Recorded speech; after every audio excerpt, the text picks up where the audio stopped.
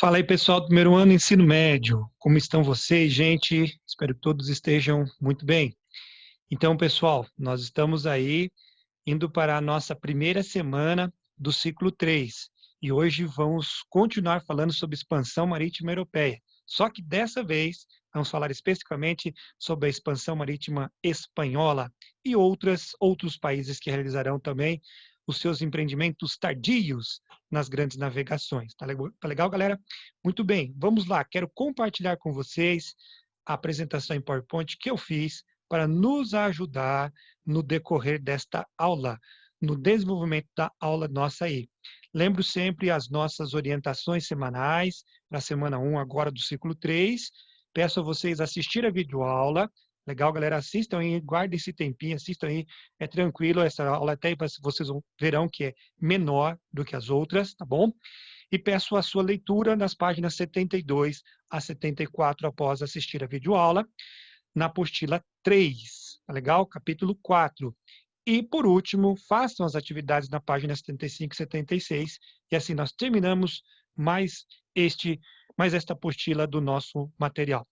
Galera, é o seguinte, postarei sim o gabarito na sexta-feira, mas conto com a sua participação no fórum. Tem gente que não está participando, então participem no fórum lá, além do ponto adquirido, com as respostas corretas, é lógico, né? Você tem a oportunidade de tirar suas dúvidas. E na sala virtual também, de conversar um pouquinho, tem sido um tempo tão legal com o pessoal, a gente está conversando, está explicando a matéria, tirando dúvidas, né? Então tem sido muito legal. É uma pena que são só 30 minutos, mas a gente tem tido um tempo muito agradável lá. Conto com a sua participação também. Bom, gente, vamos falar então sobre a expansão marítima espanhola. A Espanha ela vai demorar um pouquinho mais para empreender nos mares deste mundo, devido ao envolvimento em uma guerra. Esta guerra era a Guerra da Reconquista. Era uma guerra dos reis católicos espanhóis contra os muçulmanos. Eles só vão conseguir, após vencer o último reduto muçulmano na região de Granada, no sul da Península Ibérica, em 6 de janeiro de 1492. Aí esta imagem que vocês veem aqui embaixo é justamente retratando esse momento da vitória dos reis católicos contra os muçulmanos em Granada. E a partir daí, então, os espanhóis começam a pensar em investir nas navegações. Os reis católicos, Fernando de Aragão e Isabel de Castela, com o apoio dos ricos armadores, vão começar a investir no projeto desse camarada aí, ó, Cristóvão Colombo, o navegador genovês italiano radicado na Espanha, mas ele era italiano, e ele pretendia chegar à Ásia navegando pelo Ocidente. Ele já dizia que a Terra não era quadrada, não era achatada, mas sim redonda. E tinha justamente a influência de um grande homem do passado italiano também, chamado Toscanelli.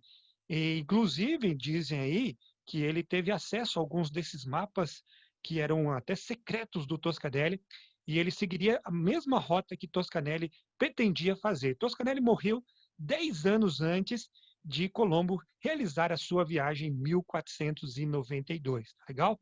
Então, agora nós temos o empreendimento, de fato, tanto da coroa espanhola, quanto desse rapaz aí chamado Colombo para tentar chegar à Ásia, na verdade, né, chegar às Índias pelo Ocidente, navegando pelo outro lado. Enquanto os portugueses estavam fazendo a círculo, é, tentando circular a África, agora os espanhóis estavam indo para o Ocidente. Tá legal? Então veja só o empreendimento deles aí.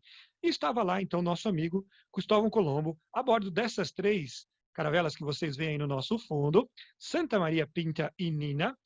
Ele vai, então, sair da costa espanhola e chegará 33 dias depois na região onde hoje nós encontramos as Bahamas. Qual ilha das Bahamas ele chegou? É uma discussão ainda que não tem fim, não terá fim enquanto, né, descobrir exatamente qual foi essa ilha. O que essa ilha é chamada pela região era a ilha de Guanaani, né? Então ele vai chegar lá no dia 12 de outubro de 1492, na região das Antilhas. Quando chega ali, de acordo com os nossos historiadores, dizem que eles acreditavam ter chegado à Ásia já, né? A ilha de Cipango, no Japão. de acordo com os mapas lá de Toscanelli. Então, Colombo ele vai chamar aquele habitante daquelas ilhas de índios, tá certo? Ele vai chamar índios acreditando estar na região das Índias. Tá legal, galera? Dizem que Cristóvão Colombo morreu dizendo, confirmando que ele teria chegado sim na Ásia e não nesse novo continente. Isso realmente é uma grande controvérsia e material para muita pesquisa aí, tá legal? Eu tive a oportunidade de ler o Diário de Colombo e uma coisa ficou na cabeça. Colombo, no seu diário, está em busca muito de ouro. Se ele estivesse indo diretamente para a Ásia, na minha opinião, assim, querendo chegar realmente à Ásia, ele estaria mais em busca de especiarias. O ouro era algo, né, que estava na cabeça de nosso amigo Colombo, bem como dos seus navegadores juntos ali. Então, se ele sabia que estava realmente em um outro continente, nós não vamos ter certeza ainda. Então, é motivo para pesquisa e você, quem sabe, quer se aprofundar, vai lá e se aprofunda e tenta descobrir para nós isso aí. Tá legal, galera? Muito bem, vamos em frente. Colombo ele vai realizar mais 3 viagens à América e vai acabar morrendo no esquecimento em 1506, devido a conflitos com a coroa espanhola e com a própria Igreja Católica, por ele continuar afirmando a esfericidade da Terra. Legal, galera? Muito bem. Continuando aí. Não só foi Colombo que navegou entre os navegadores espanhóis, outros também, né, foram à frente. Mas coube exatamente a esse camarada ali de baixo, Américo Vespúcio, que era um geógrafo, um cartógrafo, na verdade, desenhista de mapas e navegador a serviço da Espanha, de participar da expedição que comprovou que, na verdade, o achado de Colombo não era a Ásia, sim um novo continente. E foi por causa da descoberta desse camarada aí que este novo continente veio a ser chamado América, em homenagem a Américo Vespúcio. Legal? Outro navegador, desculpa, esse mapa é interessante, é um mapa da época, né? Esse mapa aí é um mapa que foi feito, e notem, gente, que a, a África ela está bem parecida com o que nós conhecemos hoje. E isso se dá justamente porque navegou-se bastante por essas regiões, especialmente pelos portugueses. Então eram regiões bastante exploradas. Enquanto a América é só esse filete de terra ali. Possivelmente esse mapa seja depois da descoberta das Américas. Acreditamos aí final do século XV e início do século XVI. Não tem uma data específica a respeito desse mapa aí, mas é interessante notar o mapa mundi já aí provavelmente no século XVI. Legal? Outro navegador, agora sim, foi o Vasco Nunes Balboa. 1513 ele vai chegar ao Mar do Caribe, na América Central, e vai conseguir passar pelo Istmo, né, de Panamá, chegando ao Oceano Pacífico. Ele navega até a costa e vai atravessar numa expedição terrestre até o Oceano Pacífico. Esse camarada que você está aí vendo, o Vasco Nunes Balboa. Outro navegador espanhol foi Fernando de Magalhães. Fernando Magalhães. Quem foi esse cara? Foi esse cara que empreendeu uma viagem para tentar provar definitivamente que a Terra ela era redonda. É redonda, não era, né? Ela não deixou de ser. A Terra é redonda. E esse camarada vai fazer essa primeira viagem de circunnavegação ao mundo. Durante a viagem, ele acaba morrendo, galera, em 1521, lá nas ilhas da Filipinas. E se você notar aqui, qual foi né, o roteiro da sua viagem? Veja o itinerário, perdão, né? Sai daqui da Espanha, vai passar aqui pelo nosso litoral brasileiro, passa até o Mar da Prata, aqui, Rio da Prata, por trás, e atravessa o continente sul-americano e chegará na, nas ilhas das Filipinas em 1521. E lá ele vai vir a falecer.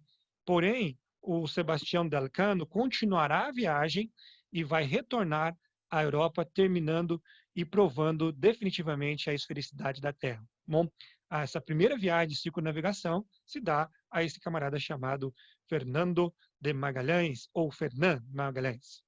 Galera, após isso, após essas descobertas, as duas principais nações navegadoras estavam em conflito, né? Os portugueses muitas vezes permaneciam apenas na parte litorânea. Já os espanhóis tinham a intenção sempre de entrar dentro da terra, procurando especialmente ouro, metais preciosos de uma forma geral. E nisso houveram certos conflitos entre os dois. Até que, com a intervenção do próprio Papa, em 1493, há uma divisão das terras descobertas entre Portugal e Espanha. Em 1493 é a bula intercoiteira, que é assinada, que dizia o seguinte: 100 léguas a oeste das ilhas de Cabo Verde, traçaria uma linha imaginária e, e aí seria dividido as descobertas, né, entre os portugueses e os espanhóis. A oriente, as terras dos portugueses; a ocidente, as terras dos espanhóis. Só que Portugal não aceitou definitivamente ainda essa divisão e insistiu, e até que em 1494 chegasse a uma divisão, né, onde o impasse foi solucionado ali com o Papa Alexandre VI, com a assinatura do Tratado de Tordesilhas, onde seriam dado mais 270 léguas, ou seja, chegando a 370 léguas a oeste das ilhas de Cabo Verde, sendo portuguesas, as terras portuguesas, né, todas as terras descobertas a partir daquela linha imaginária a oriente e ao ocidente da Espanha, como vocês veem nesse mapa. Aí você vê, em 1493, aqui, né, a linha da bula intercoiteira, e note que o Tratado de Tordesilhas passará no nosso território, diretamente no território brasileiro. Alguns afirmam que é justamente por causa dessa insistência portuguesa em querer mais essas 270 léguas que já se havia, pelo menos, uma desconfiança de que haveria um grande território nessa região que estariam interessados os portugueses. Então, não foi por acaso que nosso amigo Pedro Álvares Cabral chegaria também, no nosso caso, no nosso território aqui brasileiro, tá bom? Então, mas é uma coisa também para se pesquisar mais ainda. Continuando então, gente, temos as expansões tardias. França e Inglaterra demorarão um pouco mais ainda para empreender navegações, devido a uma guerra que estava entre eles, né? A Guerra dos 100 Anos. Após o término dessa guerra, já havia até a divisão do mundo entre os portugueses e espanhóis. Então, eles teriam um pouco mais de dificuldade para empreender navegações. Somente no início do século XVI é que eles vão sair em busca das terras além-mar, ok? E em busca de rotas marítimas para o Oriente, franceses e ingleses vão organizar expedições especialmente ao norte da América, uma região que praticamente foi esquecida ou deixada, abandonada pelos espanhóis. Diz, em 1497, um navegador italiano, Giovanni Caboto, né, ou John Cabot, a gente pode chamar aqui, a serviço do rei da Inglaterra, ok? Ele vai explorar o litoral da América do Norte e vai chegar o atual Canadá, chamada de Terra Nova, um pouco mais à frente, tá legal? É interessante, gente, que dizer para vocês que somente a partir de 1600 é que haverá uma colonização específica dessa região aí, descoberta pelo John Cabot no final do século XV, ok, gente? E em 1524, navegando pela França, o Giovanni Verrazano chegou também à costa da América do Norte, em especial em duas localidades, na região da Louisiana, parte sul da América do Norte, e posteriormente vai chegar também ao Canadá. Bom, é por isso que até hoje vocês acho que sabem que o Canadá teve colonização tanto francesa como também inglesa. Ok? Beleza? Outro país também que empreenderá um pouco de navegações são os holandeses. Só que os holandeses atuarão mais na área de pirataria, muito mais relacionada a isso. Também tentando saquear regiões já descobertas e colonizadas por outros países, como no caso, o nosso país mesmo, que foi invadido pelos holandeses durante o século XVI. Tá bom, gente? Então, acredito que vocês tenham entendido até aqui a nossa matéria. Por último, eu quero deixar para vocês somente aqui algumas das consequências dessas expansões marítimas, né? Primeiramente, houve o acirramento da disputa entre essas duas grandes potências marítimas, que eram Portugal e Espanha, devido ao Tratado de Tordesilhas. Tem outras, né, gente? Tem mais outras aí, inúmeras consequências, mas eu cito para vocês as principais aqui.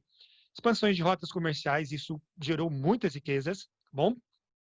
Deslocamento do eixo econômico do Mar Mediterrâneo para o Oceano Atlântico, a valorização da capital comercial e da riqueza, móvel, metais, moedas, como vocês percebem nessas moedas espanholas aí da época das navegações, multiplicação das companhias de comércio, companhias das Índias Ocidentais, Orientais, e foram criadas diversas companhias, fortalecimento certamente da burguesia comercial europeia e cristianização do mundo pela ação catequizadora da Igreja Católica, por parte dos jesuítas especificamente, e também pela chegada dos protestantes da América do Norte no século XVI e início do século XVII. Tá bom, gente? Então é isso aí, galera. Espero que tenham compreendido e qualquer coisa, por favor, entre em contato comigo. Boa semana de estudos!